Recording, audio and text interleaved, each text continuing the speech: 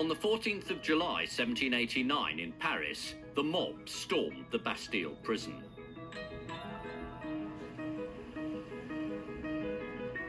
To many, it seemed to signal the inevitable end of the Ancien Régime. Not, however, to the British ambassador to France, His Excellency, the Most Noble Duke of Dorset.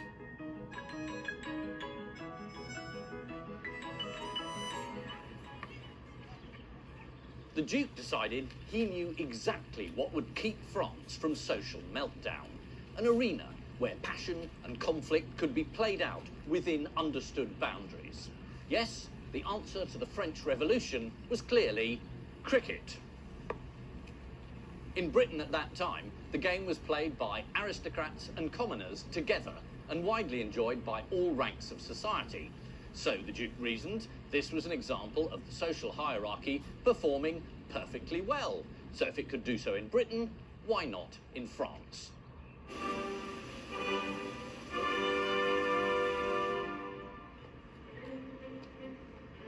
Not coincidentally, the Duke was a keen cricketer who had in the past even put up stumps on the Champs-Élysées. So Dorset contacted his old friend, the Earl of Tankerville, who agreed to bring a national Goodwill 11 to Paris.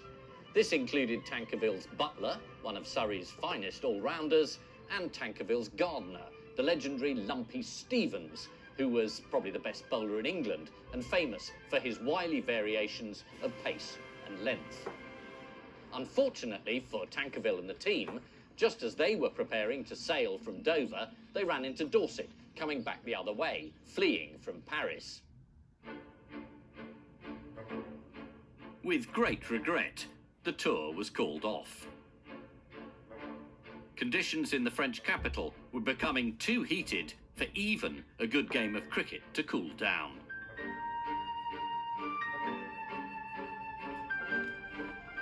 And when people in Britain saw how terribly wrong, from their point of view, the French Revolution had gone, the cult of sensibility became very rapidly discredited, and it became seen as an alien, dangerous, and worst of all, French phenomenon.